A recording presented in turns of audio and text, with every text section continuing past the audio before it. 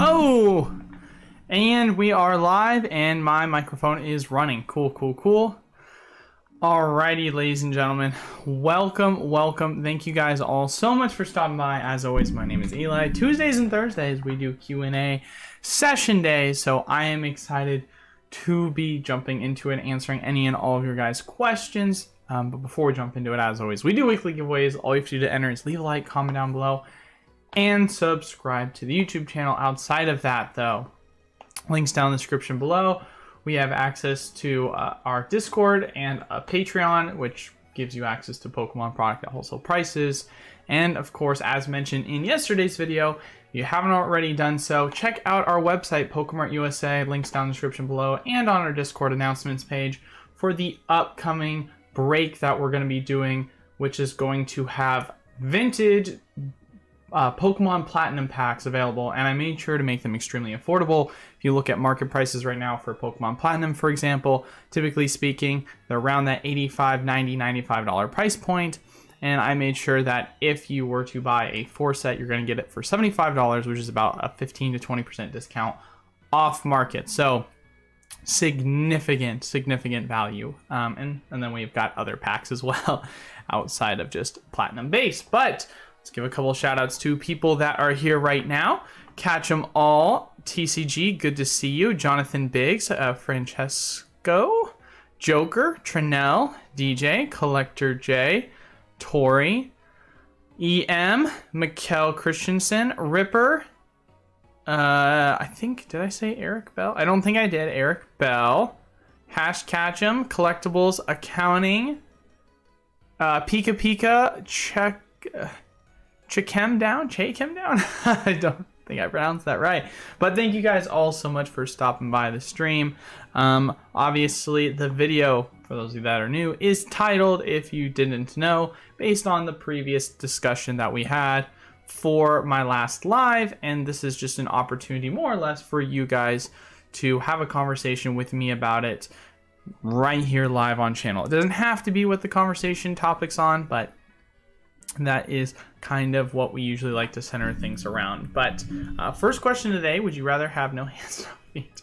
Asking the important questions now. I'd much rather have no hands. That's a pretty simple one, because I kind of need feet to walk, and that sounds a lot more frustrating, and I feel like more easily replace hands than feet in a way that would allow me to go back to my everyday life a lot easier. And all right, next question.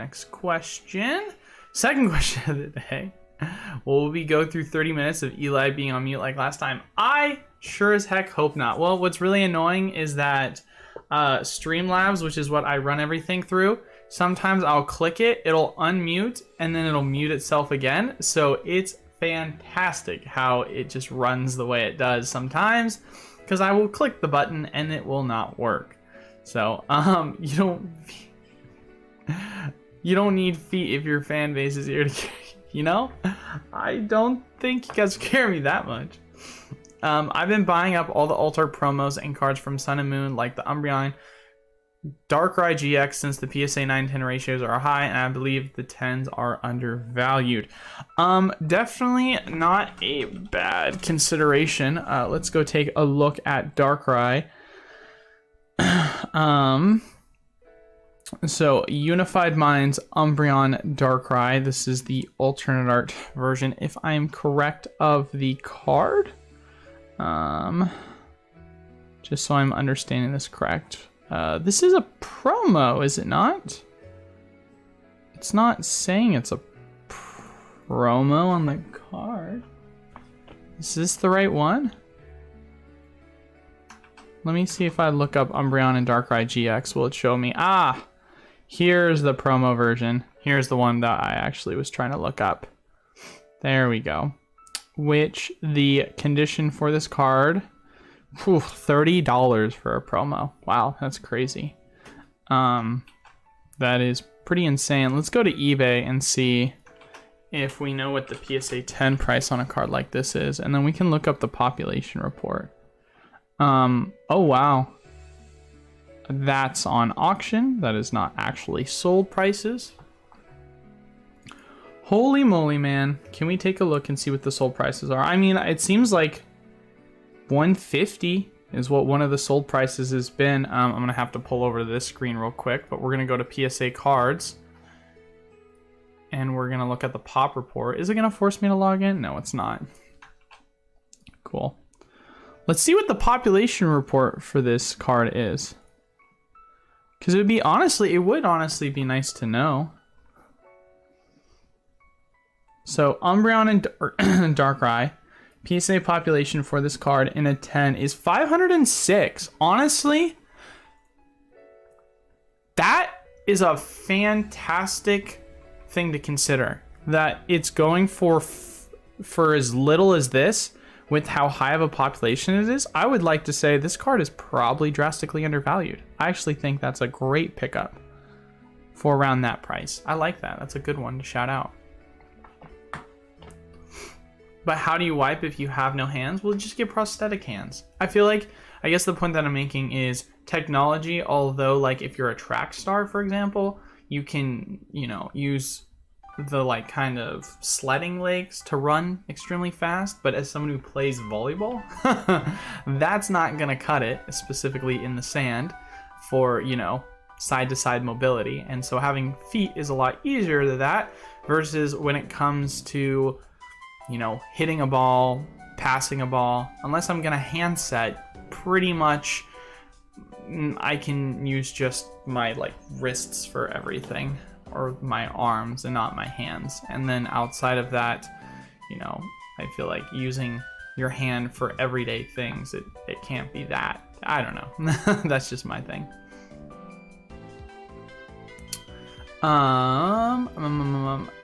Patreon stack rankings when? I don't know exactly when I'm going to be releasing the Patreon stack rankings, just because there's so many things I'm in the middle of processing, and I feel like I want to figure out still the best way to come about and using them. I think what I will probably do is for the next Pokemon set is when I will when we start taking pre-orders for that is when I will come out with the next ranking. So obviously Paldea evolved, we're about to get our official numbers, like cumulative numbers, hopefully within the next week or so for that. But then when we get I think it's Obsidian Flames next.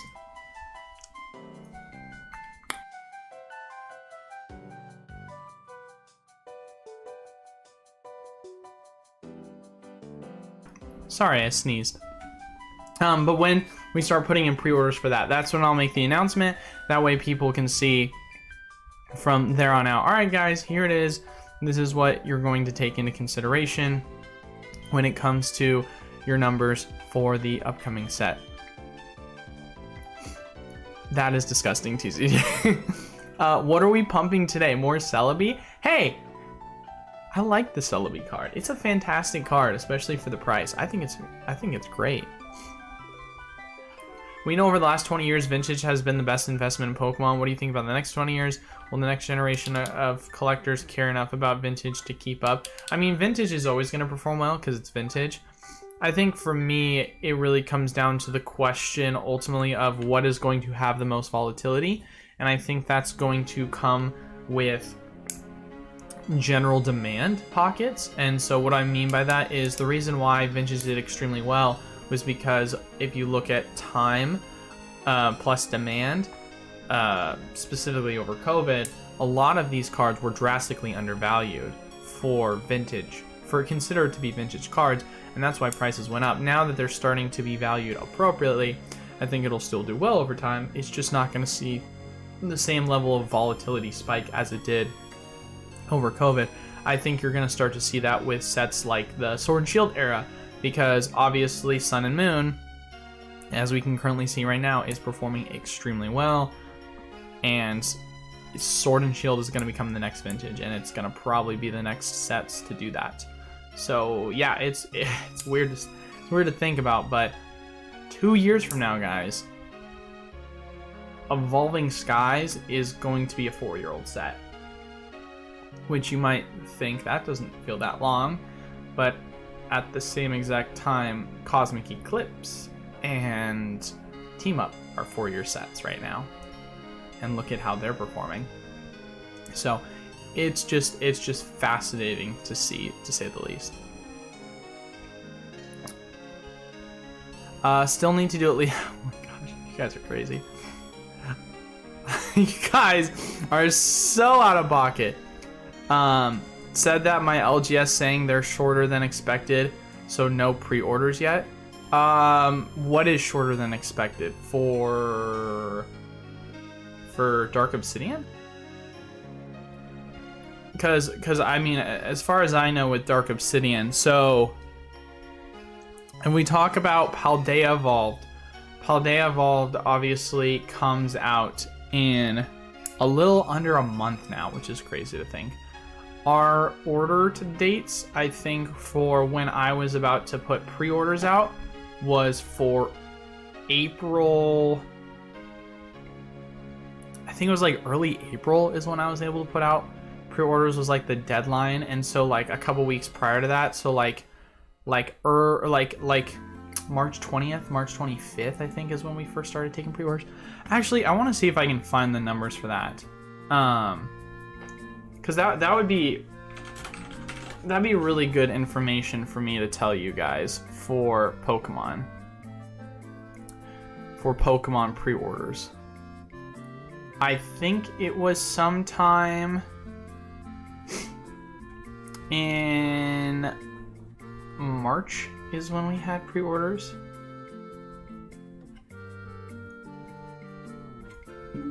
But I could be 100% wrong.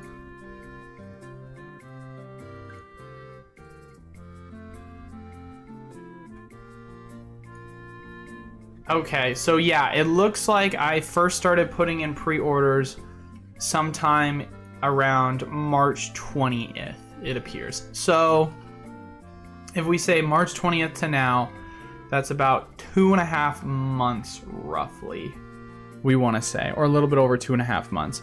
So Dark Obsidian,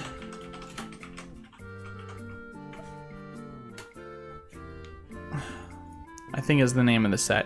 All right, we're just gonna look up Poke Beach because I always freaking botch the name. I always botch the name every freaking time. Nope, frick you. Obsidian Flames. All right, there we go. And so the set will officially release on August 11th. So based on that logic, that is about 3 months away. So I anticipate, based off of what happened last time, that we're going to start getting pre-orders probably in the next 2 weeks. So that is more or less my anticipation. So that is probably when I will start to do the stack ranking.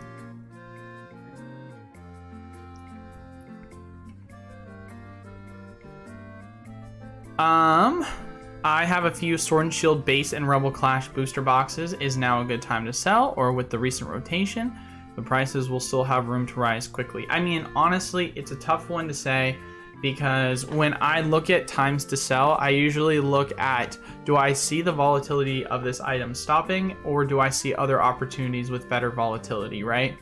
And so we know Rebel Clash right now has done extremely, extremely well. I think that the price of, I mean, what is the price of Rebel Clash at right now? And we go take a look at the set. Rebel Clash for the booster box. Why does it always do this to me? It is selling for around $200, right? $200. Crazy to think about. So do I see the price of this going down? No, it's out of rotation. It's not going to go down. If anything, it's just going to go either up or sideways. Do I see other opportunities for you to get into by, you know, selling this product? You know, Charizard Ultra Premium Collection, if you're passionate about that, which is still one of my favorite pickups, you could, you know, sell this and pick those up. But outside of that, there's not really any opportunities in the market. So if you have a good entry point with Rebel, you can't really lose by holding on to it. And that's what you have to take into consideration, is what are the other opportunities in the market? And is my product in a more secure, safe spot as its current investment? and you know, what's its upside. Those are the things you have to consider. Same concept, obviously, with Sword and Shield base. I believe with the changes in the shows and in the game, the current 10-year-olds won't care much about vintage. Vintage has been upheld by demand, which is fueled by nostalgia. But the thing is people will care about it because it has nothing to do with the nostalgia factor at this point. It has to do with the character factor. Sure, you might say to yourself that there is a large feeling of nostalgia, which drives base set, because, I mean, that's 100% true. But you're still going to have individuals that don't really give a crap about anything vintage related, but are huge fans of like certain Pokemon like Charizard, Alakazam, Venusaur, and they have to collect every single one of those cards.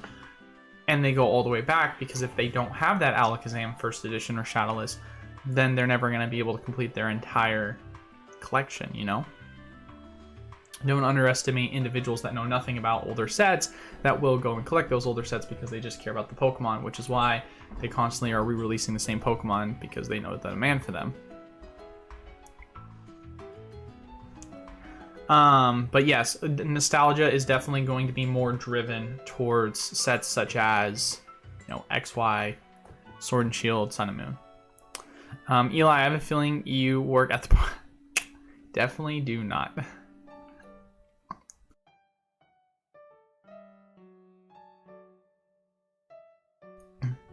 Short on Paldea Evolve, they got sore numbers. Well, I guess it depends on the product, because based on what I'm seeing as it stands right now with numbers, I didn't get short numbers on booster boxes. I got what I more or less was expecting. I got slightly short versions, or slightly short on Elite Trainer boxes, which, you know, that sucks. Booster bundles, holy crap, you got barely anything. And then sleeve blisters and 3-pack blisters, didn't really get a ton either. So when it comes to booster boxes, there was quite a bit of booster boxes that I actually got, which is nice to know. But all the ancillary, like non-booster box product or even ETBs, that is really what you got shafted by. To kind of put into perspective, obviously I don't have final numbers, but from one of my distributors, I ordered like 30 cases of booster bundles and I got like 3. So that was fan-freaking-tastic. However, with one of my other distributors, I got a large amount of booster boxes. So it really is kind of put into perspective of what is being shorted or not. Which, I mean, you can take it how you want to, but I am not entirely that upset. I mean, it'd be nice because we want more product, period, but at least the booster boxes, which is what counts, I feel like, the most, you got the most of, or it was cut the least. What's up, Plebosaurus? Good to see you, brother. Thanks for stopping by. You're not that late. I mean, we've been only going for 26 minutes. August 11th. Yeah, 1 week before Orcana. Nice. Will the stream be uploaded? Are you talking about this stream? Stream is always... stream always gets uploaded at the end of the video. That's just how it is. ETB almost the same price. Yeah, it's kind of silly, the ETB price. That is, it's so stupid. But hey, it goes back to my point on ETB collectability long term. Just goes hard. I got back into the hobby before Rebel Clash, and I don't know one card from that set. Boss's Orders, boom, nailed it. If they were the same at price point, what are you picking up? First edition Holo Fossil Lapras, Holo Dragonite, or Holo Mewtwo? I mean, from a just pure value perspective, it's probably the Mewtwo, just because it's first edition Mewtwo from base set. Base set is going to be the best performing out of the 3 by far. I mean, sure, it's a Dragonite and it's a Lapras, but I mean, isn't the value of the Mewtwo going to hold stronger? At least that's what I feel, even with the other 2 that you mentioned being the best performing alts or holos in the set. Today's modern is tomorrow's vintage. Yep, basically. What's up, Tom? Good to see you, brother. An average player. Good to see you as well. Are you planning on joining in on the card show convention circuits? not at this moment in time. I'm not planning on it. I would like to at some point in the future. I just have a lot going on because I'm getting married in September. And so I already have a bunch of other things that I'm having to plan for over the next 4 months. Did you find out from distro if you hit the numbers needed for SV on the SV pre-releases? So I just finally got a call from distro today. It appears as if they do have some pre-releases for us, not nearly as much as prior, and they have some other product that they want us to pick up for us to hit our numbers. I'll be announcing that later after the stream. But before I continue answering questions, I gotta do a little bit of shilling because I just have to. For those of you guys that don't know, we are doing a breaker, not this Friday, but the following Friday. It is going to be a vintage breaker where I am going to be opening up sealed vintage Pokemon packs from the Platinum era. Yes, and here's the situation, right? If you buy a pack, I will 100% weigh the pack for you so we can know what the actual expected, is it going to be a hit? Is it not going to be a hit? If it is not going to be a hit, then you can keep it sealed. If it is going to be a hit, then preferably we would like to open it. But that is kind of the big purpose of the stream. I tried to price it as appropriately as I could. If you pick up a full art set of Platinum, you're going to pay $75 a pack. That comes with free shipping, no taxes unless you live in Arizona. So it's the cheapest deal that you're going to find anywhere. And like I said before, if you have a pack preference that you want, as long as it is available, I can give you a certain pack preference. And yeah, that's just going to be the plan for the break. It is going to be not this Friday, but the following Friday, Friday the 19th at 5 p.m. Pacific Standard Time. Obviously, we sold out of the art sets for the Supreme Victors and the Platinum Arceus set, but we still have some of the singles from some of the sets, as well as an art set from Platinum Base. So highly recommend you check it out. Highly recommend you're a part of it. It's gonna be a fun time. I'm a huge fan of the Diamond, Pearl, Platinum era, so I'm gonna be extremely excited to kind of go through and break this with you guys. But please, like I said before, feel free to DM me if you have any questions. Hey, I said no to sales tax. I don't have to because I'm under the Nexus thresholds. I mean, that's just at least what at least what Shopify does for me.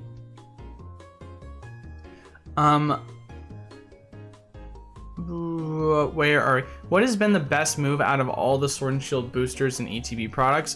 What has been or what is the best move? Those are two different questions. I mean, because it's obviously Evolving Skies, but are you saying as it stands right now, or I don't know. I guess what the question is. Milotic V full arts in Rebel Clash, same as Dragapult and Sableye, each of which have some level of fandom in it. What the heck? My comments keep getting deleted. On right now, PokeJ, I'm seeing all your comments. Eli, check Discord DM leaks. Whoa! Is that legit? Oh, is that legit? No way.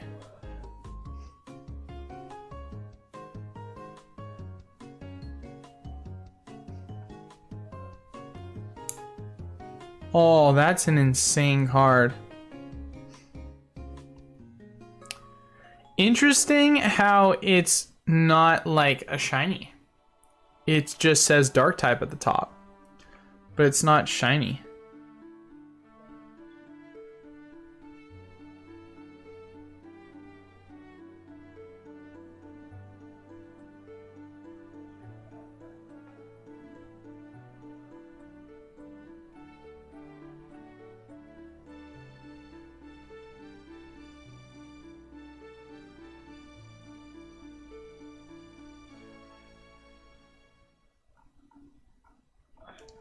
Wait, this is a possible leak for card 151 or Obsidian Flames. It's definitely not for 151. It would be Obsidian Flames.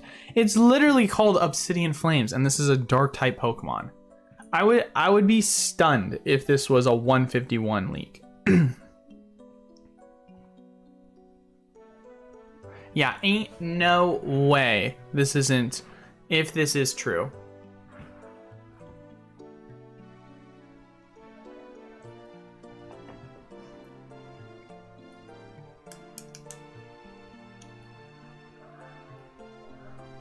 It's difficult to get excited about new Scarlet and Violet. Something off about the artwork. I get that.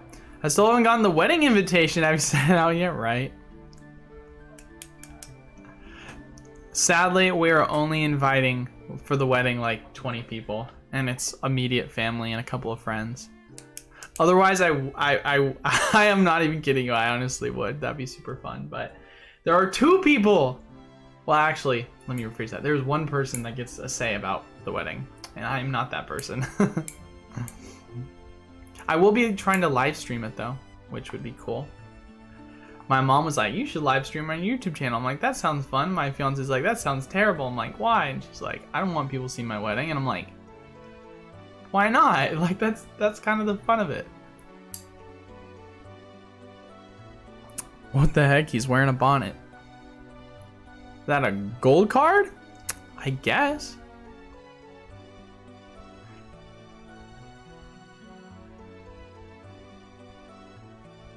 Dude, it is crazy how there's been so much negativity towards this card.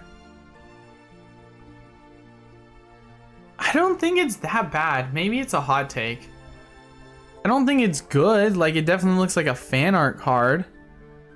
But I don't think it's terrible. I don't know.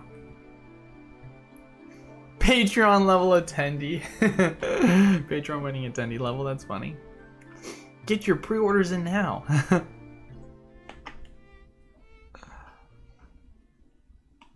My question is what has been the best move to current date, not what is the best prospect for the future at the moment?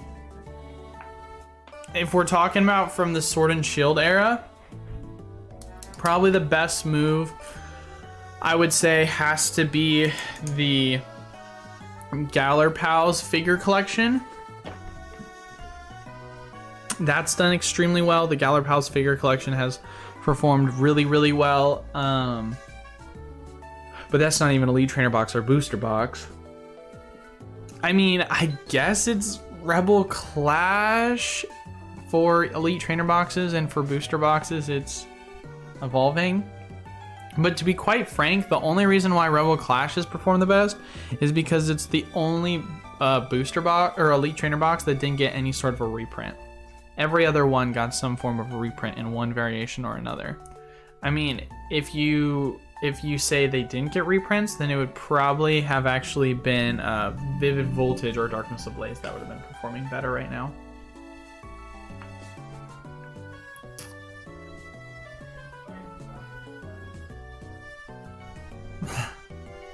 Well,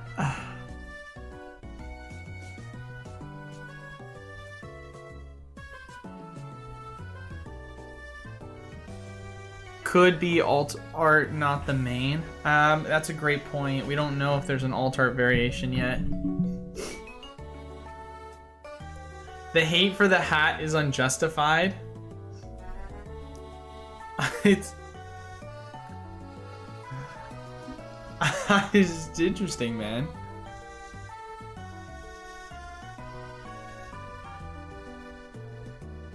I mean, I don't know, man. It's interesting.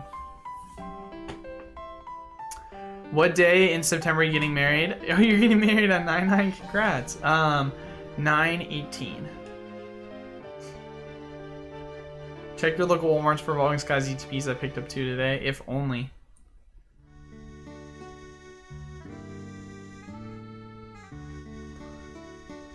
There's a Dragonite next to it. All leaks are in 360p. No, 100%. And is that one of the reasons why people think it might be 151? If I'm correct, I could be wrong about this. I can't tell if that's a 059 or if that's a 0...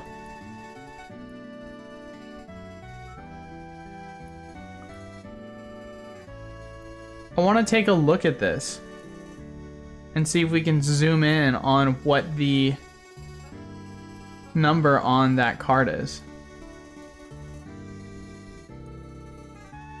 for the Dragonite. Interesting. Yeah, it's not a hat, guys. It's a crown, frickers. Best product to break down and make 20% after fees and ship. My fan, I've been a fan of the Build and Battle Stadiums, which there's been opportunities to pick it up at around 36 on some sites.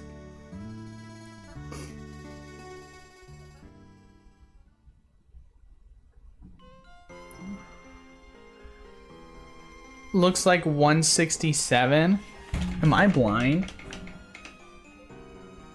Why does that look like 059 to me? Or are you referencing the Charizard? Because I was referencing the Dragonite. I care more about the Dragonite than the Charizard. Or if we do, I see like 197.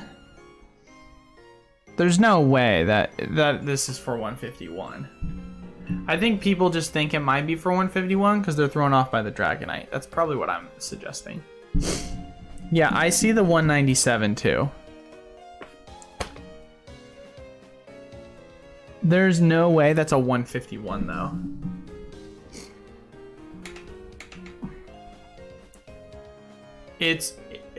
I mean, yeah. I don't know, man. It is,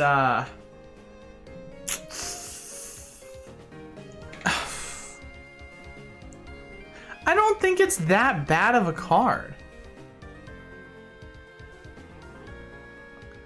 People are gonna absolutely slaughter me for saying this. Are you guys ready for the truth of what I think this looks like? Because I'm about to make a comparison that's gonna get me absolutely put to the stake. Hold on, I gotta pull it up real quick.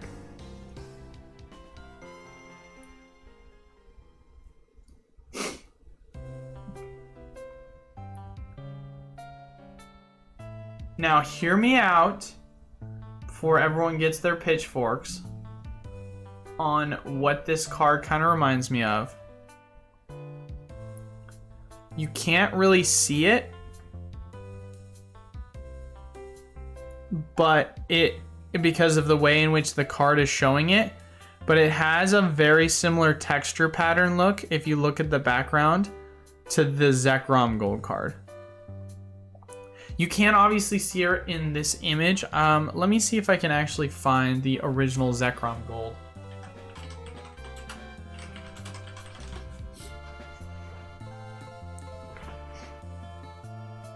Let me see if they'll show the actual... Ah, here we go. This might look like a good image. So you see how there's kind of that like goldish like tint on it almost with the like outlines?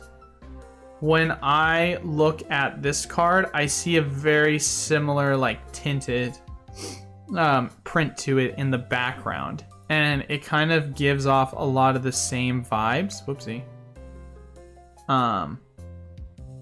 Obviously, you know, there's a lot more colors and a different design going on. But in terms of the backdrop setting for the card and it being completely gold.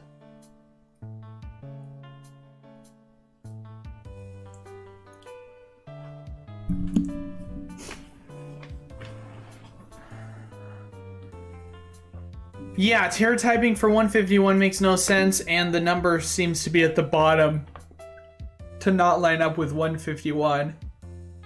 There's a lot of yawns. It's time for bed, right? It looks like one of the Game Boy competitions where you dress the Pokemon up.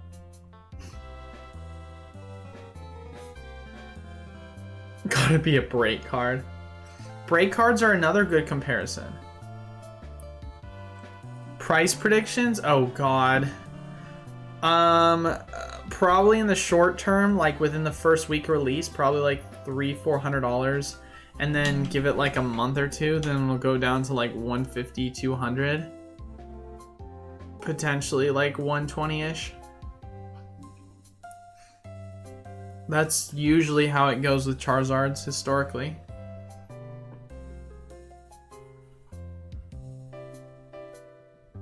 Obsidian Flame is going to have a Dark Zard in it. I mean, yes. Is this that Dark Zard though? Because they didn't say it was a Shiny Zard. They said it was a Dark Zard. And this is a Darkness type Zard, so... Alright, you ready for this? Are you ready for my prediction? I don't think you guys are going to be able to handle my prediction. Are you ready for this? This is it, ladies and gentlemen. I'm calling it right now. Everyone's going to go back to this video and be like, Eli, you were so right or wrong. This is it. How'd you know? How did you use your crystal ball to figure out what is going to happen? Are you guys ready for this? I don't think you guys are ready for this. Here's what I think the reality of the situation is.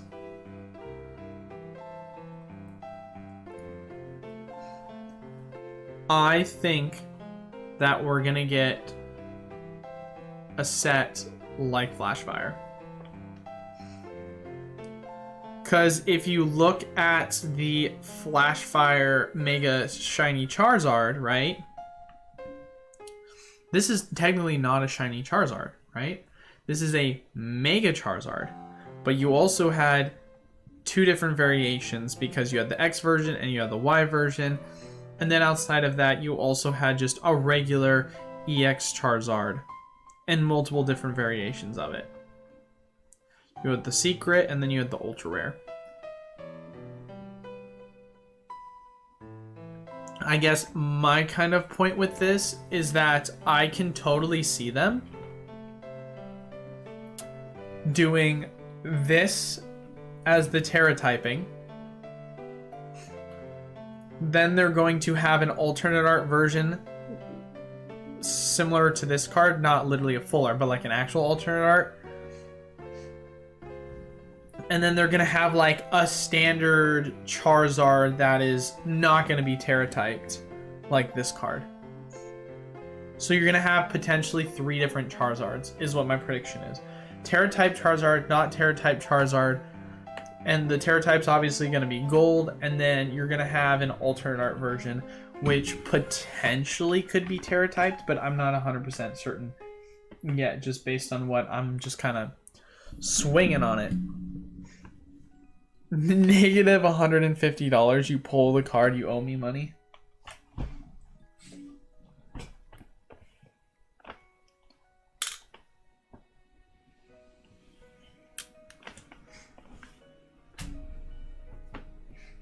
Hopefully someone pulls the Gengar level X for the break. Dude, that would be sick. So for the cards I want to pull for the break, and I'm going to shill again. For those of you guys that don't know, Friday, May 19th at 5 p.m. Pacific Standard Time, we're going to be doing a Pokemon Platinum Vintage Break. Here are the prices. This comes out to $75 a pack. If you were going to weigh your pack live on stream, if it's a light, you can keep it sealed. If it's a heavy, preferably, we're going to break it. But, and we sold out of the Arceus and the Supreme Victors art sets, but we still have a couple of loose versions, and then we still have the Platinum base set break pack, so highly recommend you check that out. We're still about, a week and 1 day away from that happening, so still plenty of time to get in. And I would say that we still have a decent amount of Platinum base set packs, so hopefully we can have a fun time with it. But yeah, highly recommend you check it out. This is literally the cheapest you're going to find Platinum base set packs like ever.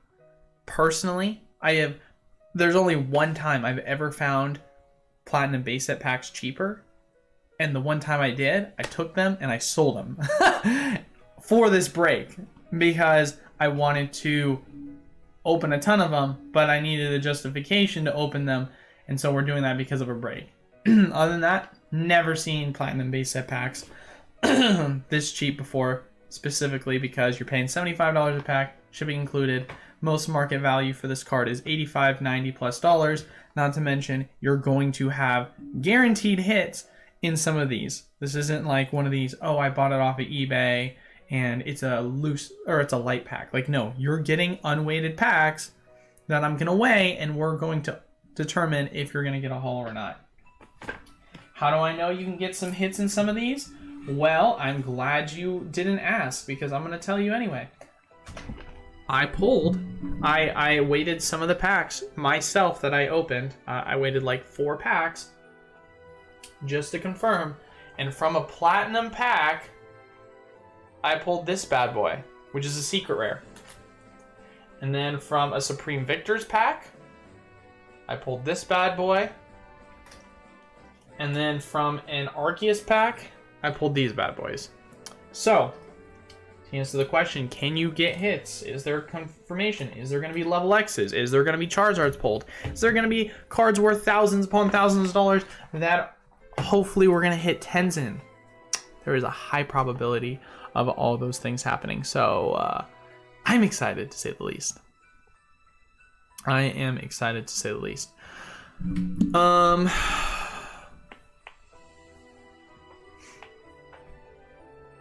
I'm going to Target to buy my kids Pokemon cards. What should I buy? If you can find Evolving Skies, I would buy Evolving Skies.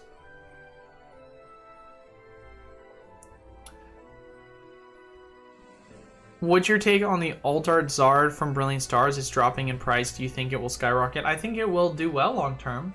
Yeah, that's kind of what my thoughts are. Back-to-back Charizard sets. Info, don't act surprised. Oh my god, back-to-back Charizard sets. That's never been done before. Darkness Ablaze Champion's Path.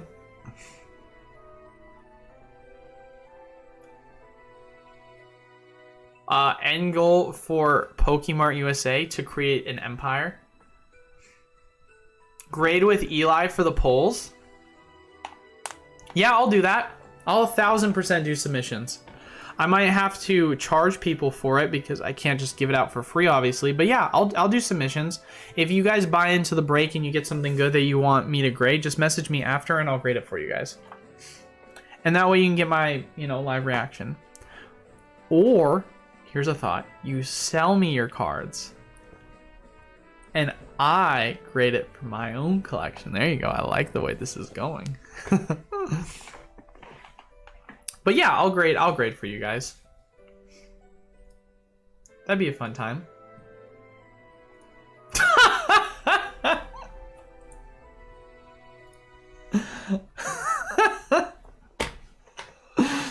Senpai, that is so funny, dude.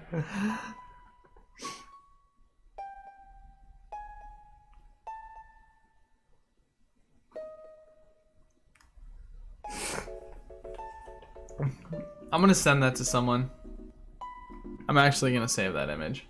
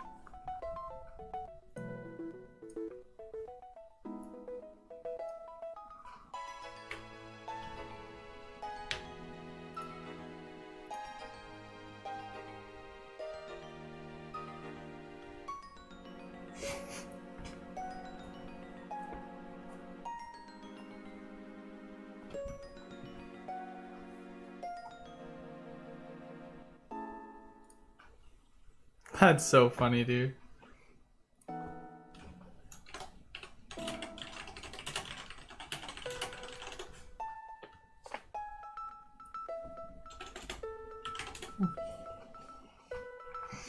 Oh, that is such a funny one. And Avi says, "What's up, Eli? When are you going to have product on the shop? You don't buy for the shop no more?"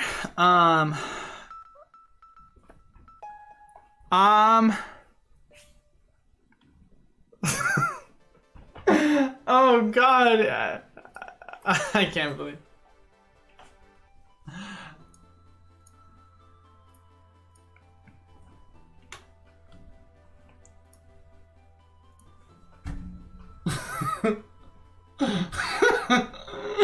Sorry, I'm having a conversation.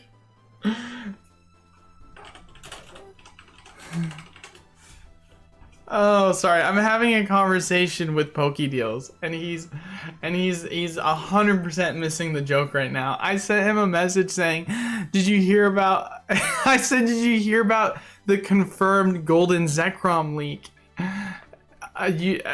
going on?" And I said, "Let me." Let me send you a picture of it. And I sent him the bonnet of the Zekrom, just saying like you should post it. I know.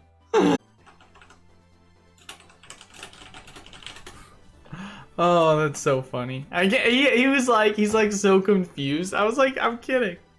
But to answer your question, Naval Station, when I'm gonna add product to the site, my goal is that I would like to add product, hopefully, to the site. I don't know when. I honestly don't know. If I'm being 100% honest, I would like to get into the position where I start doing less sealed product on my site and doing more breaks consistently.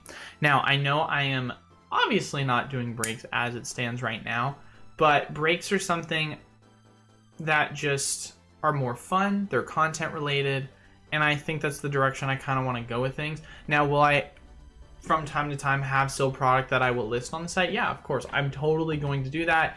If I'm going to have a time when I do that, it'll probably leading into 151, probably sometimes near end of this year, just because I want to secure enough numbers consistently for the 100 people we have for Patreon, which right now with Paldea, we're going to have secured numbers, and then with Obsidian, we should hopefully have even more numbers that we're going to be able to secure with that, which the dream would be to give everyone 100% allocations, which, you know, I can see that being a possibility within another set or two. Really just depends how quickly we go from there. And then whatever leftover product I have will be what I list on the site. And then I'm going to do some breaks with that. But if I'm being honest, seems like you only care about your patrons. Well, here's the thing, Naval. I think you don't understand. So it's not that I only care about my patrons. It's that when it comes to product, right? When it comes to buying Pokemon product, in order to buy Pokemon product, I need to have a mass amount of volume of sales. With that, it is extremely easy for me to push a mass amount of volume of sales if I have dedicated individuals who are going to, on a consistent basis, buy Pokemon product. Since opening up the game shop, we got access to more distributors. And those distributors, I am them trying to build up my numbers with them by spending as much as I can. I can sit here and I can try and take on the risk of growing and getting product, but the problem is that I'm one person, and if I don't have guarantees that I'm going to be able to sell the product, then it's not going to matter regardless. I'm not going to have product for the shop. If the Patreon didn't exist, I still would not have product for the shop. And the reason for that is because I wouldn't be able to access the product, because I wouldn't be able to purchase the product, right? But because I have 100 people that are consistently buying product, and I don't have to fork out my own funds, because if people put in an order, I call my rep charges me. I already have the funds from people from the program, and I reimburse myself within the next day at the latest. Then it allows me to increase my buying and spending power, which in turn allows me to get bigger numbers. So the reason why I'm saying that it's not going to matter whether the Patreon exists or didn't exist is because I am not trying to go into the direction of selling sealed product online. It is extremely tedious for the margins that you're making. It is highly competitive. And for myself, if I'm going to sell on the online storefront, it's going to cost me so much more money to do that for so much more work. And that's one of the reasons why I'm trying to pivot away from that and focus more on content related things. I will try my best to put product on the site from time to time, but predominantly I really want to focus more on doing breaks, just because it's a lot more realistic for me to do that, because I understand that it's just not something that's scalable in the long term. That's kind of my main point with that.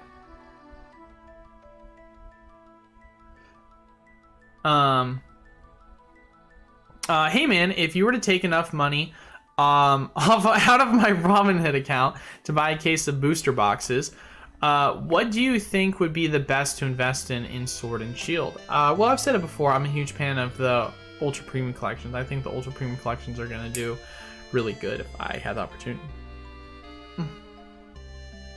I buy pre-releases. Do you do them? Our storefront does them, yes. So we have a storefront down in Oregon, and they do pre-releases for Pokemon. Through Patreon, would you ever offer a build your business section? What do you mean by that, Collectibles Accounting? I guess if you can elaborate more.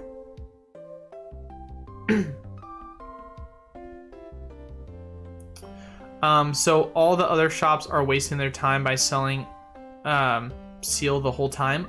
Yeah. Oh, 1000%. There's a reason why, Naval, that there's a 90% fail rate when it comes to game stores.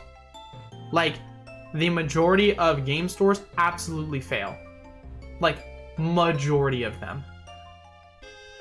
There's a reason why there's such a high turnover rate and why there's such an outcry for booster boxes, because that is the one exclusive thing that LGSs have that gives them a leg up over the storefronts, big box retailers, and they're not getting it right now.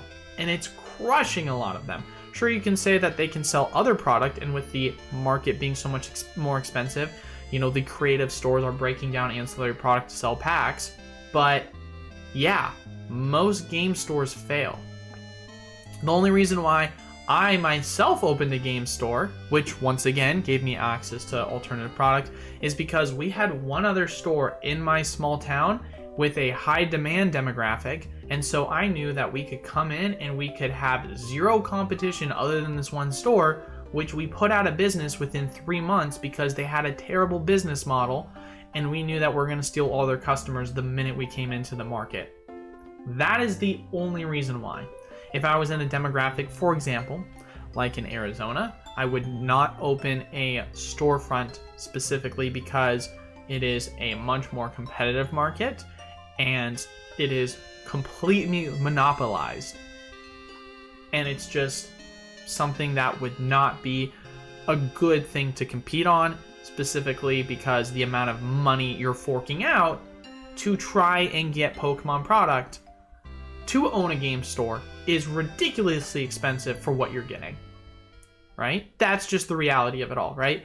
If you want to go fork out $4,000 just so that you can get Pokemon product, which is super scarce right now, and hope that you're going to specifically rely on that, and then people online are going to offer lower prices than you, and you're going to have to try and figure out a way to sell at a higher price than what the online market value is, and pay multiple employees and $4,000 plus rent a month, by all means, have fun with that. But for me, that's not a business model that's going to be successful, and there's a reason why there's such a high fail rate because of it. And that's more or less my point. Now, is there an importance to LGSs? Of course. LGSs are extremely important for the purpose of the in-store play. Do I think the Pokemon Company should incentivize that more? Yeah, 100%. It would be nice if they gave better price pools, price support. They give very little price support, and they're crushing LGSs right now. You want to know what our LGS business model most recently has been? We went in with the expectation, this was before shortages, or like real shortages, that we were going to sell predominantly like 80% Pokemon, and then the rest was going to be the other sets. We're at a point right now where we're selling 60% Magic, 30% Pokemon, and then 10% every other set. Magic right now is the sole reason why our storefront is surviving right now. Magic is helping us crush it. And obviously, I'm a Pokemon channel. I talk about Pokemon. Is what I do for my online sales outside of the storefront. But those two things are not tied together. They're completely separate entities as far as it goes from a business perspective. Skibby says, the new shop is very nice, by the way. Got to visit last month. Congrats on it. Do you think employees will let me search for card grading candidates? Let me search. Well, first and foremost, I appreciate you stopping by and checking it out, Skippy. I'm glad you like it. Do you think the employees would let me search cards for grading kit? Well, I guess that is a great question because it depends on what cards you're looking at. But I would say that one of the biggest appeals or one of the biggest selling points from how we sell our bulk is that if you have a certain card that you like that we have in our display case or in our catalog, we will go grab that card and we will show it to you, and you can determine for yourself it's worth sending in for grading. That's the reason why we charge a 10% premium over whatever the price is on TCG Player, because you're going to be able to get it right there, right then, right now, and on top of that, you're going to know what the condition is of that card in real time. So if you want to get that card because you think it's got a 9 or a 10 possibility, you can see that right there. I'll buy it for back. Rebel is underrated, to be honest. I don't know if I would agree on that one. This is how to start a Pokemon business, maybe like a paid series. I would not want to do a paid series personally. I like doing the content side of things when it comes to business related things like I'm doing right now for free. I am just trying to obviously get more funding from, you know, the Patreon and through bulk and what I'm currently doing to generate revenue to allow me to reinvest that into projects that I believe in that is going to benefit the market, and that's where my series are going to play into it. So I've talked about this before many times. I'll continue to talk about it and say it again. My biggest thing right now is the possibilities for our Discord bot and how it's going to be able to predict the best cards to send in for grading. I want to make a mini series out of that. I want to make a series focused on flipping and grading cards and using the bot as a tool. And I want to really try and like hone in and focus in on making series related to that, as well as also having a more consistent content side of things for breaks. Those are the two main things that I want to focus on, personally speaking.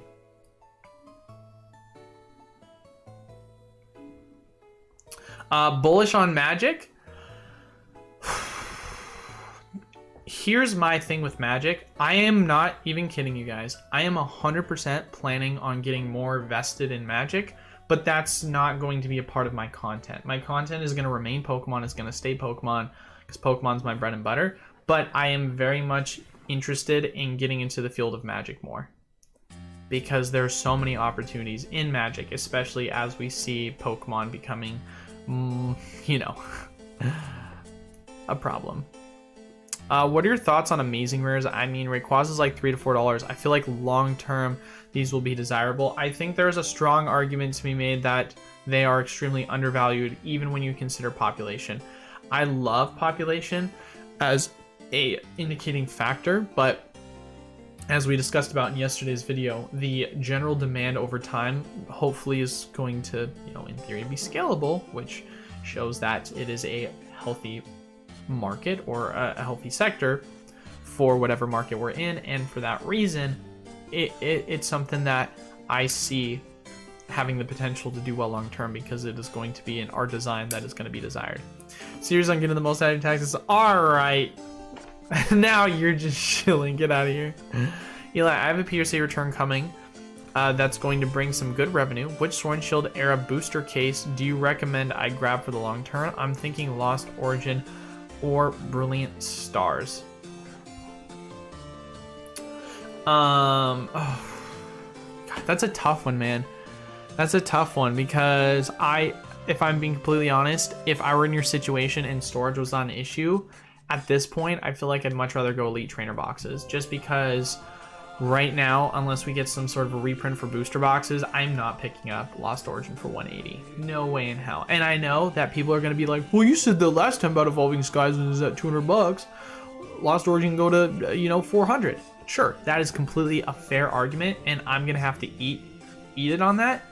But Lost Origin compared to Evolving Skies, Lost Origin is a set that came out in September of last year, right? That set is like 7 or 8 months old. It is a very new set.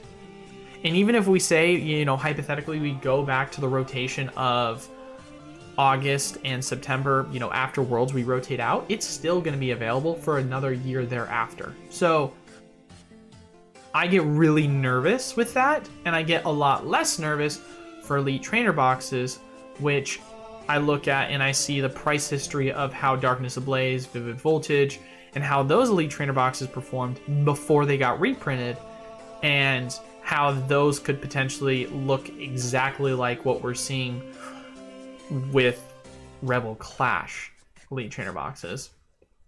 I like the Pikachu one in particular. I like the Chilling Rain ones in particular. I like the Fusion one in particular. I mean, I just like cheap Elite Trainer boxes compared to what's going on with booster boxes. If you want to do booster boxes, obviously, by all means, I just am so conservative when it comes to my investing that I don't like to take that risk.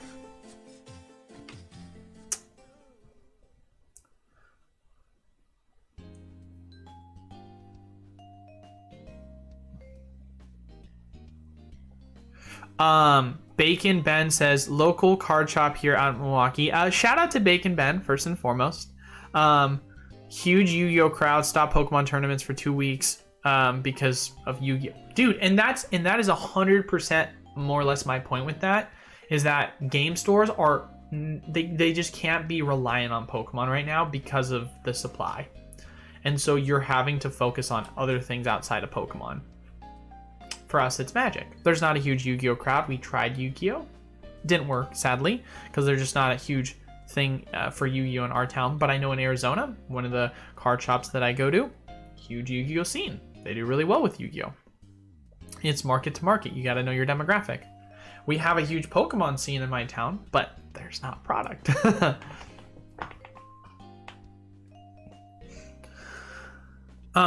Yeah, the Magic... Yeah, Lord of the Rings Crossing. I'm a huge Lord of the Rings fan, so I think it's super sick what they're doing with the crossover. Isn't Lost Origin still on PC for 140? Probably. Wouldn't surprise me. Every time the owner types, I will donate. Every time the owner types, I will donate? Who is the owner, Cooper? What are you referencing?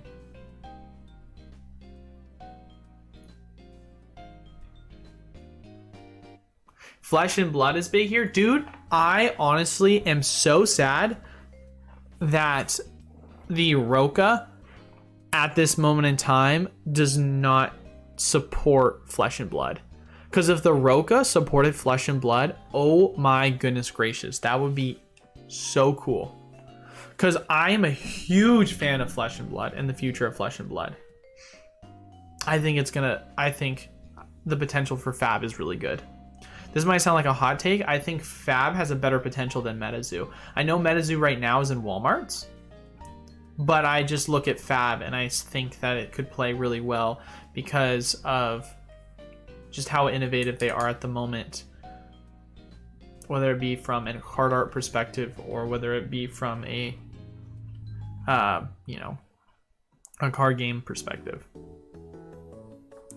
Pretty sure it's you. So every time I type, you donate. Okay, we're gonna.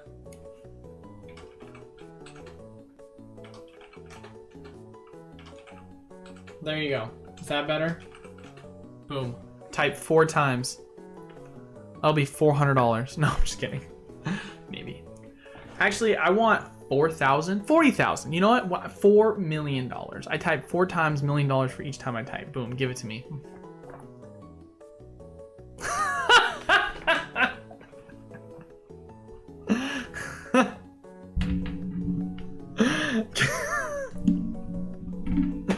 Dude, only $10? What the frick? I typed 4 times. Oh, no, you're not. Oh, no, you're not. You're trolling. Dude, you don't have to do that. I appreciate it. You don't have to do that. Oh my god, that's crazy. No way. What are you're trolling me. Why are you just doing that? What? No way. All right, guys, you guys are gonna absolutely hate me for this.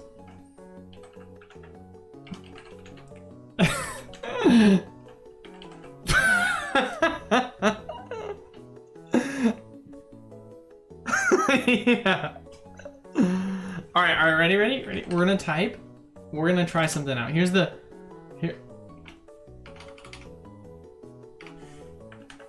All right, infinite money glitch right here, guys. Type, and then I typed in $10,000. We'll just make it easy. You don't have to type it in 1,000 times. You typed it in 3 times. I made $30, but as you can see, I typed it in more. I appreciate the money though. Seriously, it means a lot. You didn't have to do that. I'm just trolling at this point. I'm just messing with you at this point. But hey, I appreciate the $30. Thank you so much. Everyone out here like infinite money glitch. Hey, am I on a Mr. Beast video? No, I'm just kidding. But greatly appreciate the donation. Seriously, it does mean a lot. Tommy's top picks has great insight into Fab. I'll have to check that out. I 1000% will have to check that out. When you were talking about ETBs, were you specifically talking about PC exclusive or ETBs in general? I was talking about ETBs in general. I was talking about just ETBs in general. So if we big time troll. Yeah, now Eli can pay his mods. Get out of here. Where are we gonna go? We're gonna go elite trainer boxes. We're gonna look up elite. Why did you do that, Cooper? Thank you so much. Type. Just type and type. Maybe if I just look up elite trainer box. So is that it? He's just $30 and he's out of here. Dang, that's crazy. And just like that, he was gone.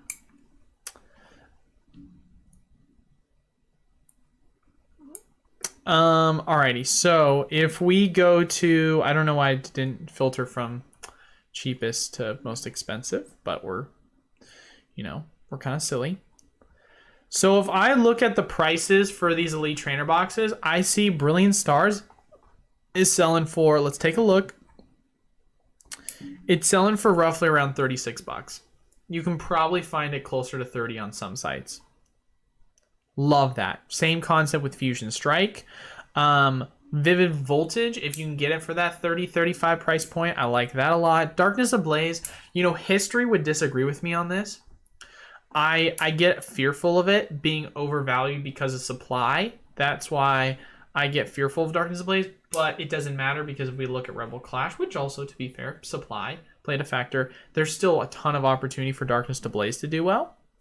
Dude, the elite trainer box prices are ridiculously undervalued. A lot of these elite trainer boxes are. So I love the pricing for a lot of them. I honestly do. Elite trainer boxes, I'm a huge fan of. I think they could perform extremely well. Not to mention, too, Vivid Voltage and Darkness Ablaze, in particular, they're out of rotation, man. They are extremely out of rotation, which means they're not going to get a print again.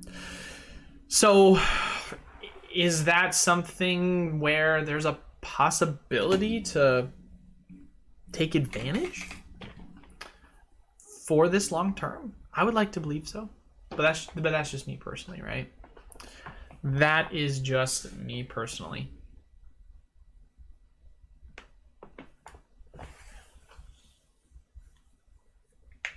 Big time troll, right?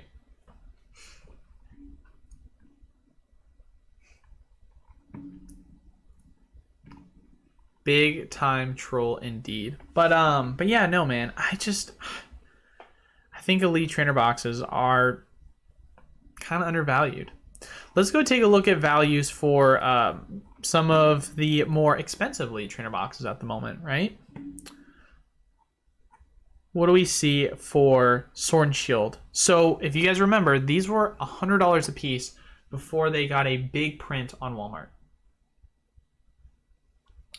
Big print on Walmart. They are now, after the print, having crashed in price, sitting at around the $60 price point. Crazy, right? You have the Elite Trainer box of Champion's Path, which was on Target for the longest time and on Walmart's site and on GameStop for around $50. I remember at one point there was like a special deal where you can get it for $40. After the print, of course. So once again, really good opportunity in its overall performance. Then we're going to look at everyone's favorite. Everyone's favorite. Where is it? There it is. Rebel Clash, $200. Like, the opportunity with a lot of these Elite Trainer boxes is really good. It's just really, really good.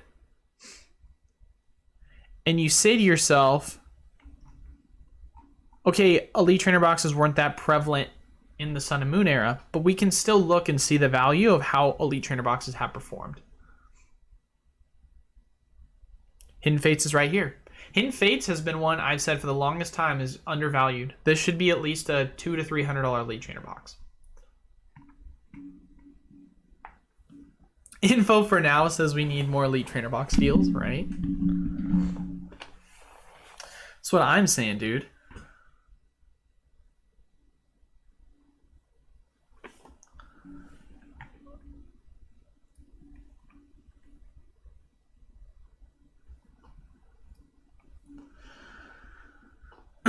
You can still get Battle Styles ETBs from Sam's Club for $30. I think that's a solid deal.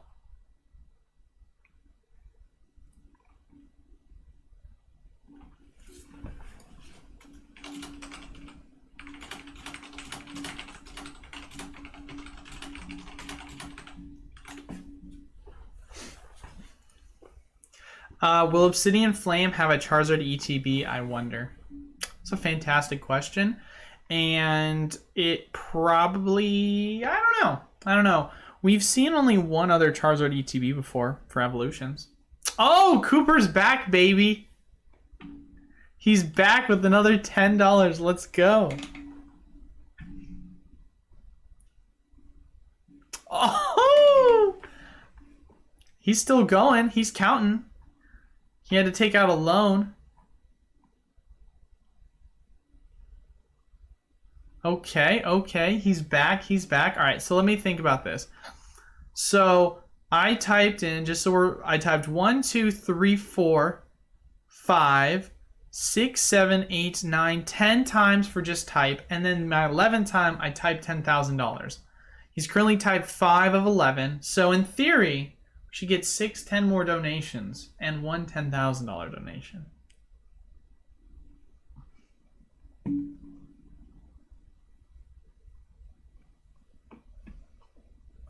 Over leveraged on messages. That's so funny. Why are you even keeping track? Just keep typing. Right? I gotta keep $10,000. Well, because I want to see if he's gonna get caught up or not. He's so far behind right now. He still has 6 more messages he has to keep up on.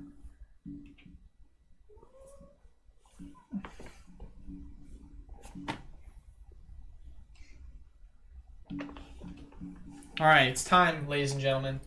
It's the Mr. Beast test.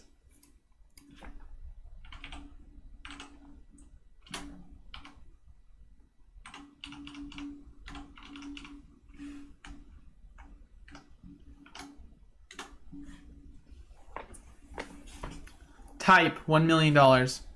Where is it? Where's the money? I'm subscribed to Mr. Beast on like 3 of his channels.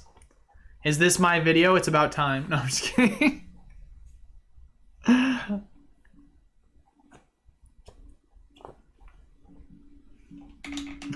Me poor? You poor? Get out of here. Hey, Hey, you're the one that started this. I'm just trolling at this point. Where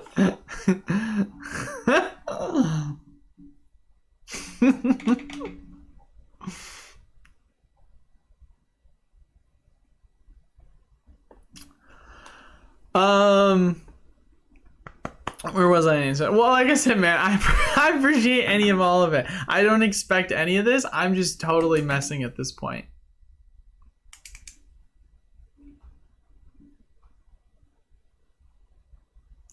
I will never complete my Sword and Shield Elite Trainer Box set. Only thing missing is Rebel Clash, and I won't pay $200 for it. I have every other set, specifically set 2, if they have 2 artworks. Dude, you're gonna hate for me to say this, Bacon, but if you want a master set, complete it. then you're gonna have to buy it. Info for now. Cooper, for only $1 million you can officiate at the wedding. Dude, I would do that. Of course, you'd be paying for my wedding.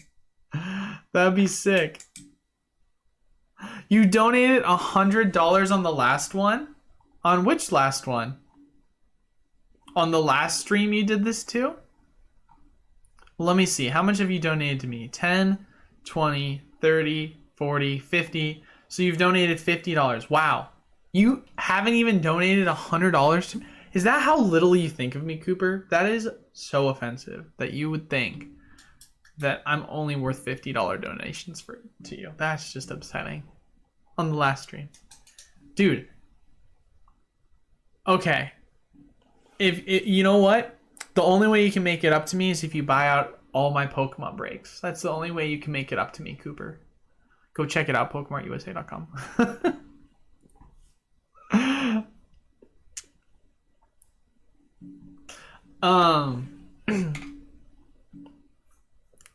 Why do ETBs grow like that with only 8 packs? Because it has nothing to do with the pack content inside. It has to do with the collectability and displayability of the Elite Trainer boxes. Champions Path 2. Yeah, I get that. New title is Cooper's Breaks. I just literally go to my email and I just see sold out, just everything. That'd be pretty nutty. Well, like I said, Cooper, I appreciate it nonetheless. Like I said, I'm just trolling at this point.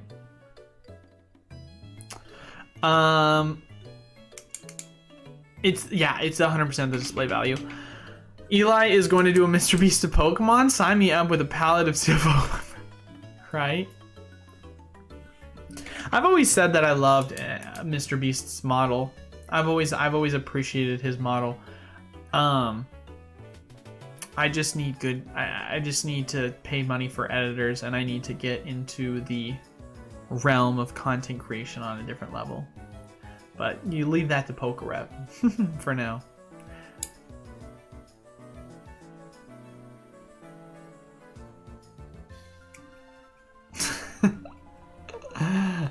Ah, yes.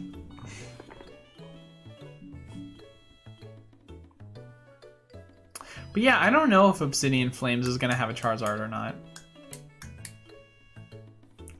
Last to let go of the palette wins. That, honestly, is not a bad idea for a YouTube video. It would be a fun way to do Pokemon YouTube videos like that. I mean, the content is out there, right? The content opportunity is 1000% out there.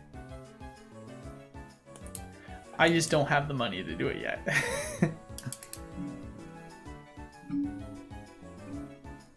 Should have bought Rebel when I saw it at 120. Bro, I mean, that's just the tale as old as time. Shoulda, woulda, coulda. Oh, I should have bought Evolving Skies. Was at 200. How could I have not seen it was undervalued? I mean, it's just, yeah, it's how it is. You gotta bite the bullet, sadly.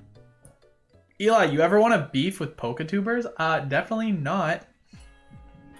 Every time there's beef and people ask me if I want to get involved with it, I always say I'm staying far away from it as possible, actually. Thanks for asking. Tell me more about making money. Only opening magic booster boxes. I heard you say something about that. I definitely did not say anything about that. That's actually that. Okay, I know what you're referencing. I was actually about to bring that up, but you're right. Yes, I do. So here's the deal. If you guys want to check him out, we're gonna go to YouTube, and we're gonna go to TCG Player. It'll work. Oh wow, it's me, look. So TCG Player had a video that they posted. I will... was it a live or a video? This channel has no lives. Alright, fantastic.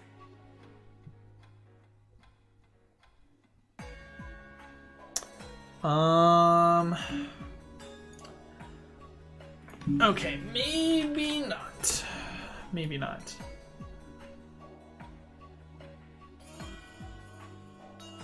Is it the right channel? It's TCG Player Seller. That's the name of the channel.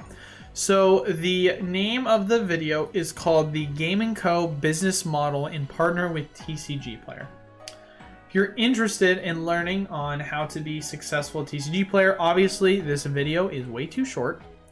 It's only about a 45-minute video, which you're like, Eli, that's long. But the amount of information that is provided and what could be provided more so if this was a longer video, God, just so much information. So they just talk about how one of their business models is with set draft boosters. They have just it calculated down to knowing that you can make money off of opening Magic set draft boosters, just it being profitable. So highly recommend you check it out. It's the Game & Co. business model in partnership with TCG Player. TCG Player Sellers is the channel that it's on.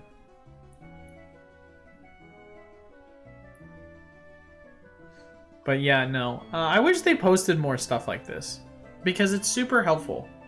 There's not a lot of information. Eli really wanted $1 million. He should have been all in on Rebel Clash. Dude, idiot. I remember when Rebel Clash Elite Trainers were on distro, and I could have picked them all up, and I could have been a millionaire. Frick crypto. Take it all out of that. Put it in Rebel Clash. What am I thinking? Steam Siege stocks. Missed opportunities, idiot.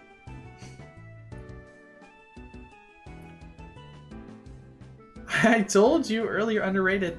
But I feel like I don't know if you're trolling or not, but I feel like the bigger picture that's being missed with it is the fact of the matter that when it comes to Rebel Clash, the reason why it's performed extremely well, it's nothing to do with the demand factor. It has to do with the supply. Well, I mean, there's always a factor with demand, but it's the supply is playing a lot bigger of a part in its pricing than the supply or than the demand is, because this was a Elite Trainer box that was printed like there was very little that was printed, and for that reason, it doesn't need a ton of demand. It just has to be scarce.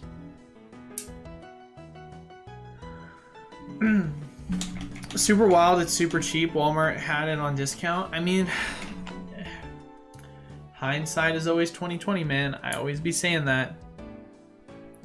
Hindsight is always 20/20. If you guys like other opportunities because you feel like you missed out, I personally would look no further than to Elite Trainer boxes that are currently out of rotation. What Elite Trainer boxes, ladies and gentlemen, are currently out of rotation at this moment in time? Rebel Clash, Darkness Ablaze, Champion's Path, Vivid Voltage, Shining Fates. All out of rotation. So, which ones have a really good possibility of going up considering they are not in rotation? All of them except for Rebel, because Rebel is already up. So, I like Darkness, I like Vivid, I like Shining. Those are my three favorite. Those have been my three favorite for the longest time. in order based on pricing, I would probably say that it goes Shining, Vivid, Darkness. And I know that Darkness is the cheapest, and it, in theory, has actually been the one that's performed the best out of the three. But like I said, I think scarcity plays a bigger factor with that. Got my 90 boxes of Scizor EX collection boxes in 2017. Don't know why they got restocked in 2023. What do you mean they got restocked in 2023? What? Fusion Strikes is hitting at least 150, almost 2 times the low. Are you talking about the Pokemon Center ETBs? Not the standard? What's up? I think it's pronounced Bank. I think Fusion will do extremely well. I think Fusion will perform extremely, extremely well.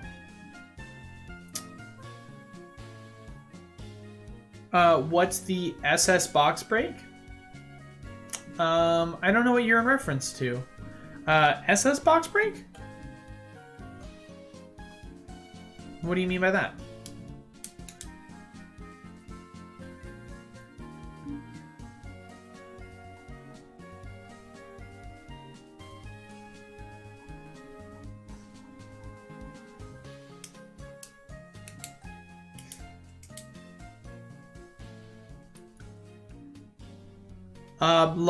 Long meeting, learning some source code for our publishing platform. Never done code before. Oh, are you saying you just got done with your meeting and you just were learning how to code? Well, welcome package. Do you think that regularly trainer boxes, because of boxes, are going to perform worse because of the Pokemon Center exclusive variants? I have honestly no clue. Only time will tell. I would like to speculate that the Pokemon exclusive Pokemon Center ones will perform really well. When's the Seam Siege box break? Gotcha. I thought you said... For some reason I thought you said what. I didn't realize you said when. We can do a Steam Siege box break after we buy out all of this. Come on, guys. What is this? Amateur hour?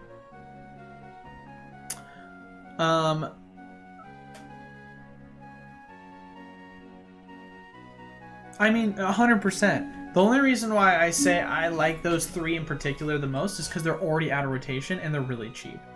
I think Brilliant will do really well. I think Silver Tempest will do really well. I think Lost Origin Elite Trainer boxes will do really well. I think Astral Radiance Elite Trainer boxes will do really well. I think all of these ETBs are going to perform extremely well. My only thing, as I've mentioned many times before, is just the fact of the matter that they're just in rotation.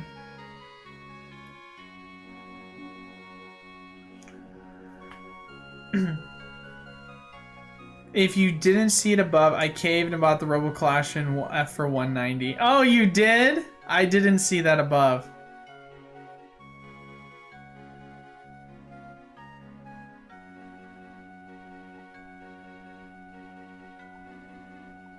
Why am I not seeing that message? I scrolled up. Dang. Hey, like I said, man, if you're trying, it's a completely different argument if you're saying long-term collecting versus long-term buying. And obviously they can go hand in hand, but for situations like this, it sucks, but you gotta bite the bullet. What do you think Celebrations will hit? I mean, I don't got a crystal ball, but it'll perform really well. That's all I can tell you.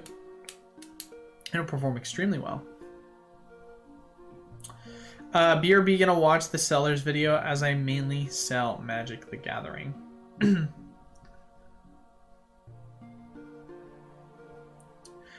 They got restocked in Sweden. Scizor EX collection boxes. 1 Evolutions, 1 Fates Collide, Steam Siege, Sun and Moon. What? That is weird. That is extremely weird. They must have just had a resupply that they found in the backstock. The RC ETB looks great. Maybe I'm biased as an Aussie, but the green and yellow makes it stand out a lot.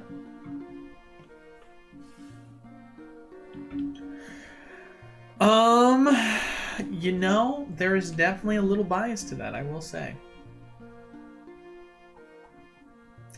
There is just a little bit of bias. And by that logic,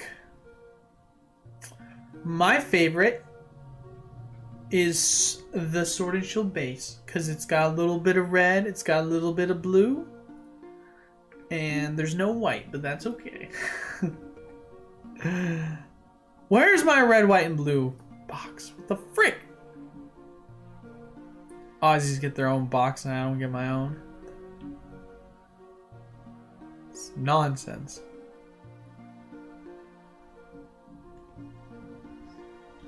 Guess I'll just have to pick up a brilliant. Call it the white.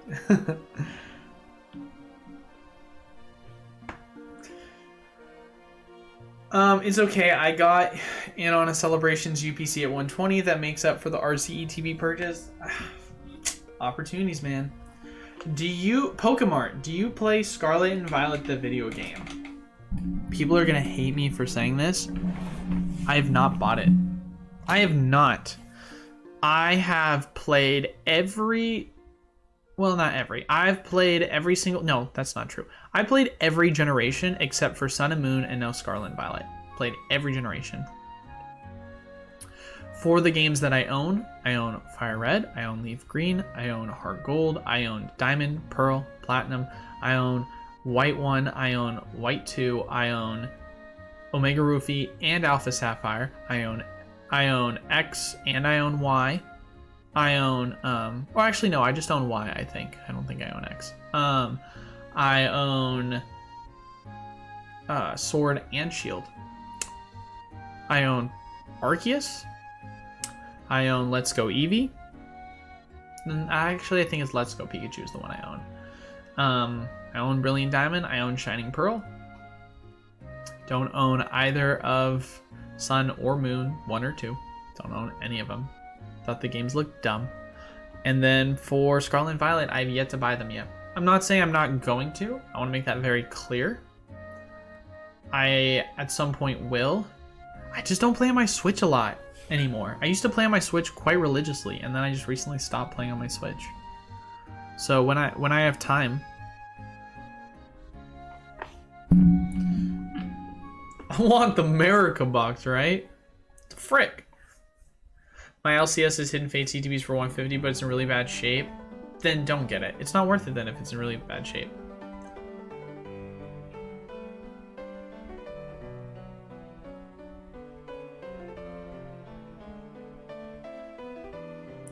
Thoughts on any Japanese sets? I've been really into Tag Team and All-Stars lately.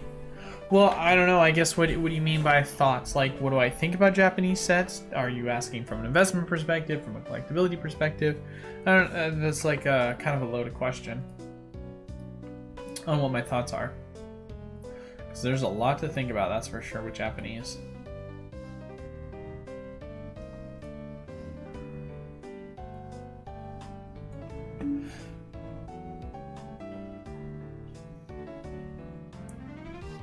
Gotta continue my shilling, ladies and gentlemen.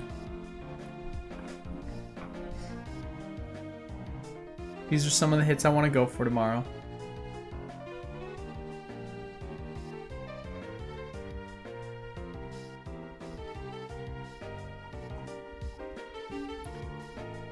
I mean, we all know we want the Supreme Victor Charizard. Let's be honest here.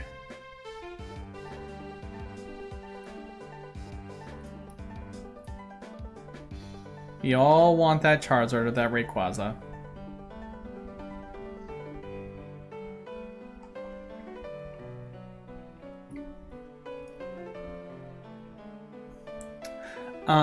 But yeah, I mean, yeah, what do you mean, I guess, by Japanese?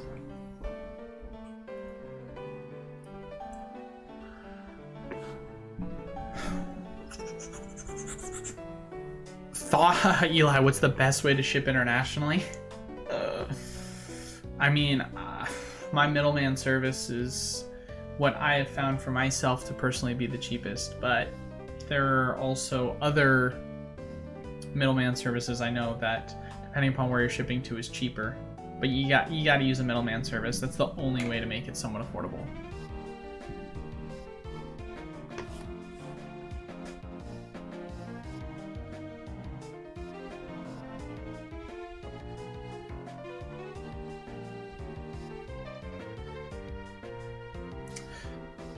I'd like a redo on Team Up, yeah.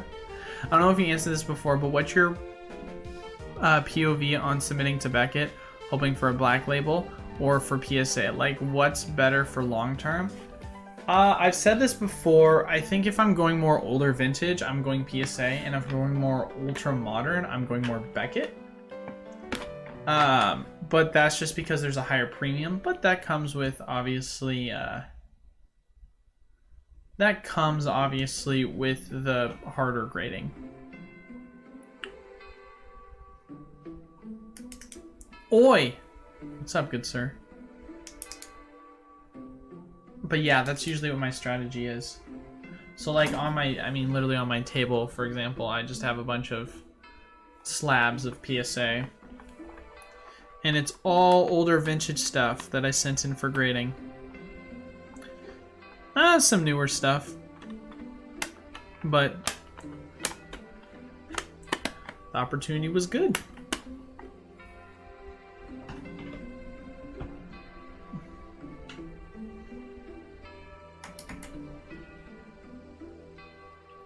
What are your thoughts on PokeTubers that gatekeep vintage and give lower grades? Hold on, let me rephrase that again.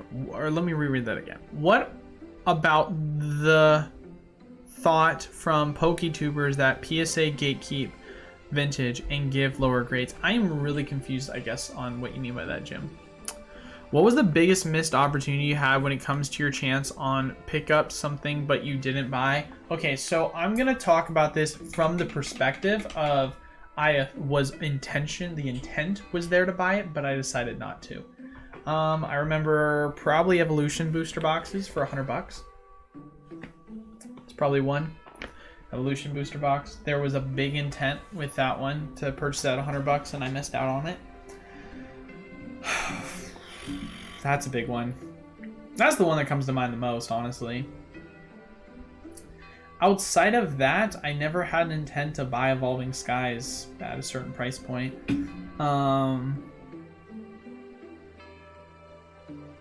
Is there other items I can think of that I'm like, I had the intent to buy that I didn't?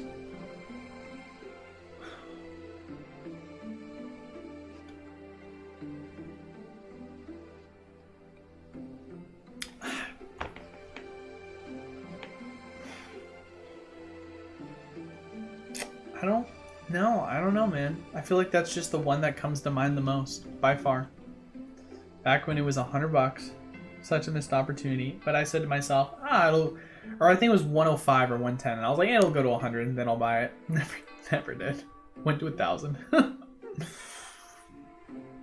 So the claim is PSA intentionally keeps grids low on new vintage submissions. I don't know about that, man, because there is so many different graders that you could run into that are going to have a different standard for everything. And it's a really unfair statement to say that across the board.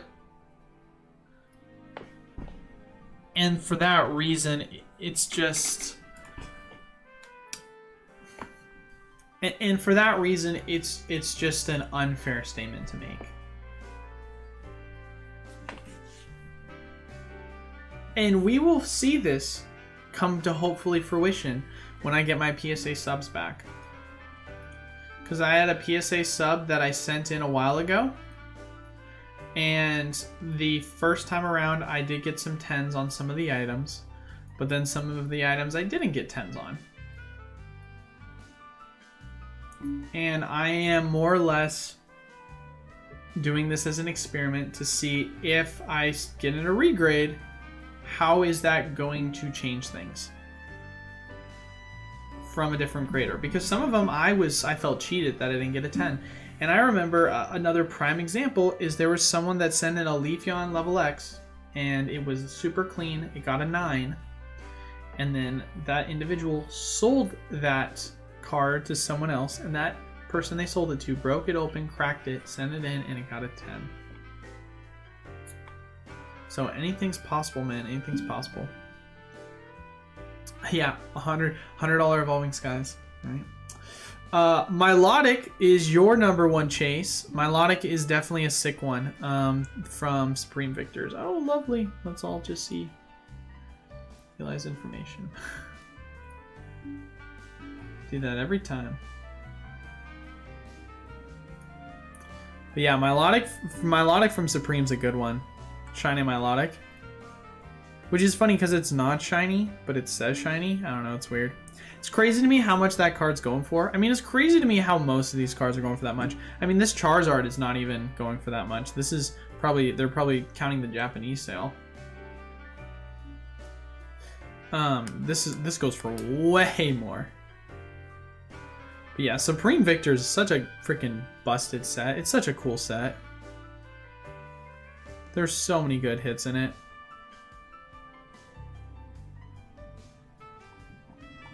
Even if it's not an art set, I'm surprised people aren't picking up more of the singles. Good luck finding 120 for a Supreme Victors pack anywhere. Are you okay with cracking for resub? That's literally what my last submission is.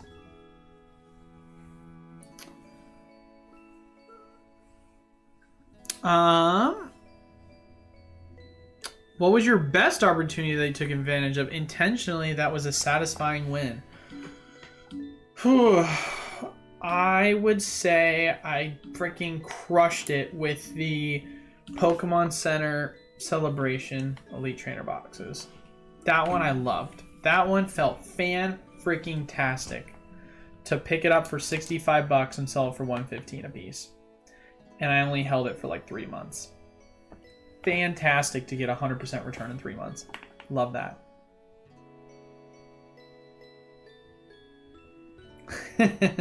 If distributors have access to whatever the Pokemon Company International has been smoking, can we possibly get some of it through the wholesale program? You know, I'll ask my rep, and I'll see if they got some of that good stuff. Good question.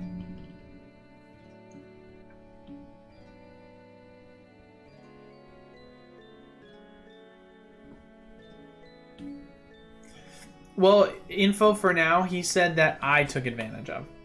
I was broke at the time when I made the video for the Crown Zenith PC ETB, so I sadly wasn't able to take advantage of my own advice, which it performed really well. But I was able to at the time when I had money for the Celebrations one.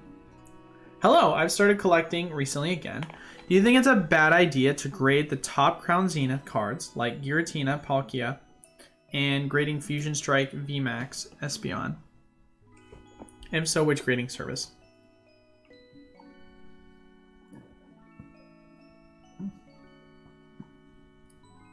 Let's take a look. Is it worth grading?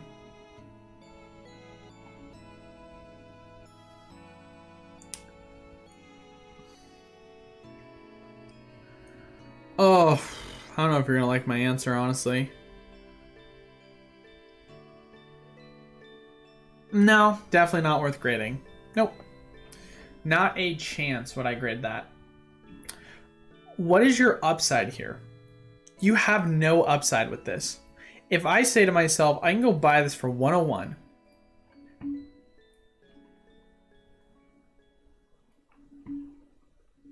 And then on top of that, if I hit I have to pay $15 for grading. I have 116 into this. If I hit a 9, I out the gate lose 40 bucks. If I hit a 10, right?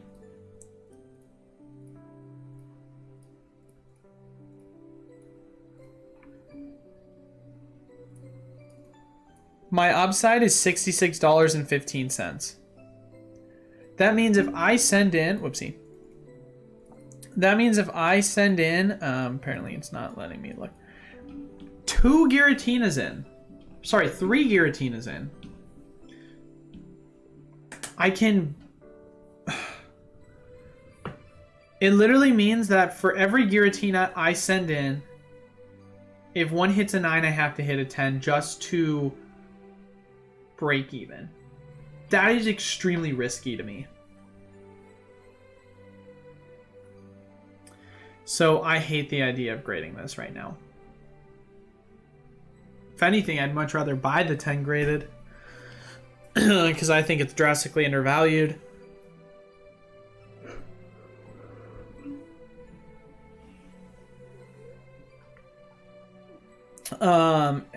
Fusion Strike VMAX Espeon, though, is another one you mentioned. Let's take a look at that one.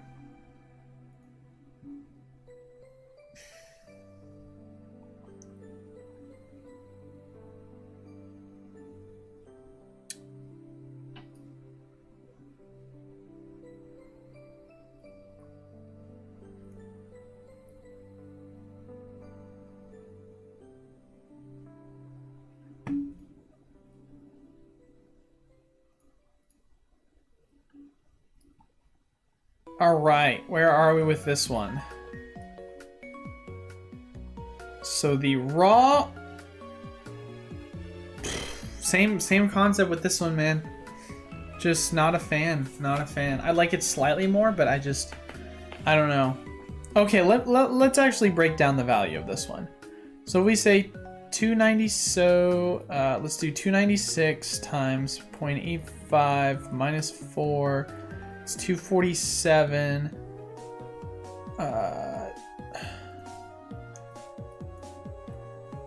Minus, we'll say you paid 170 when we include grading fees. You can maybe walk away with that much money, but then once again, same concept, breaking even if you hit a 9. Yeah, the just grade value of that is just atrocious.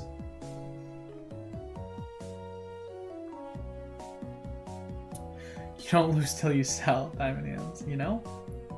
Alright, ladies and gentlemen, we are finally down to what I like to call the witching hour. We are wrapping things up. So if you have any questions for me, now is the time to have them be asked.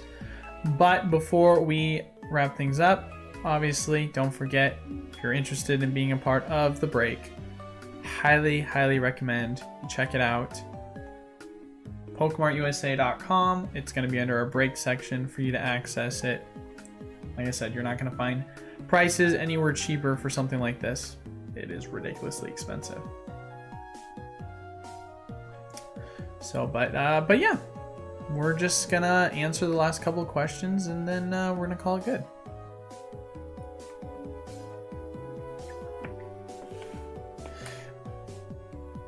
Yeah, man, Magic. Oh, it's a tough one. I'm like, I want to get into Magic, but how am I is my question. I'm all right. Stressed. A lot going on my plate. It's definitely stressful. A lot going on. Constantly trying to juggle things. It's a fun time, but that's owning a business for you. But I'd like to believe there's going to be a point where things start to calm down and chill out a little bit, but we'll see.